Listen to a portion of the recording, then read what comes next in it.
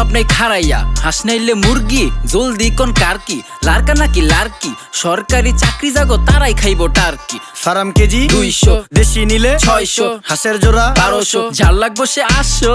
পকেটে টাকা আছে আর মাত্র 500 বাবা, গরু মুরগির দাম বেশি আজকে সবাই মাছ খাবা। চিংড়ি মিংড়ি রুই টুই বল নাকি কাতলা, শিং মাছ নিয়া ভাবিরে জোল রানতে কোন পাতলা, ইলিশ আসছে দিয়া দেই কালকে আবার বৈশাখ। বাপ সাপ দেখে আমগো মনে হয় কি লাট সাপ, গরিব মানুষের বৈশাখ, ইলিশ মাছ না পুঁই শাক। সিলভার কাপ না তেলাপিয়া, আমার দেন পাঙ্গাস মিয়া।